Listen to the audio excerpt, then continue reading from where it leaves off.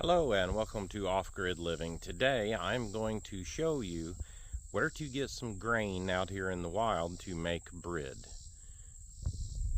This plant is called Rumex crispus, also known as curly dock. There are several other dock plants that you can also harvest from. Those are red vein dock and yellow dock. In the spring, your dock plants are a good source of greens. The young leaves are tender and can be boiled just like any other green, such as a mustard green or turnip green. It don't take very long and they start to shoot up a seed stalk. Once they do this, the greens, they kind of start to get tough and are not as palatable.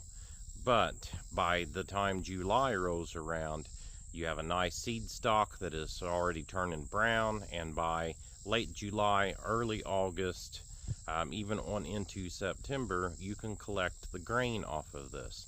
Now, this plant is in the buckwheat family, so it does produce a nice seed head on it. As you can see here, this is the seed head of the dock plant. I'm sure you have seen this growing in vacant lots around edges of fields. It does like disturbed soil, and I've got it growing everywhere here. Always wait until the plant has turned thoroughly brown and is dried very well, and it's very easy to harvest. You just grab a hold of the seed head, pull on it here a little bit, and you've got grain. As you can see, just this one stalk has all kinds of grain on it. And these stalks will grow probably about anywhere from 4 to 6, maybe 7 foot tall.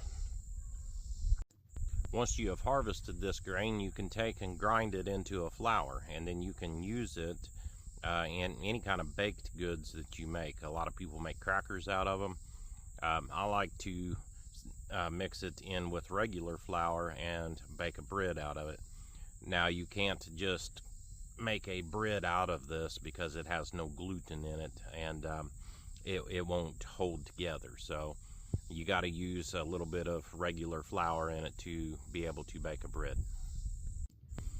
It is a very hard plant to winnow, which means removing the outer husks off of the seed. So what most people do is they just grind it up, husks, seed, and all, to make the flour. The husks don't hurt you at all. It actually gives you extra fiber. The seeds of this plant are very high in fiber, and provide you with protein and calcium also. So if you're looking for a nice substitute for flour, this is a good plant to use that for. It's going to add something natural to your diet. It's not going to have all the additives and everything in it. Yeah, you're going to have some of that from the flour, but hey, anytime you can reduce what you're buying from the store, the better off you're going to be. That, and it's free. It don't cost anything but a little bit of time to come out here and pick some of this dock grain and grind it up. I'm off grid, so grinding's a little more time consuming for me, but you can just throw this in a blender and just blend it until it's a flour. So it's actually pretty easy to do that way. One thing to keep in mind when you are foraging for this plant is it likes to draw up everything that's in the ground around it.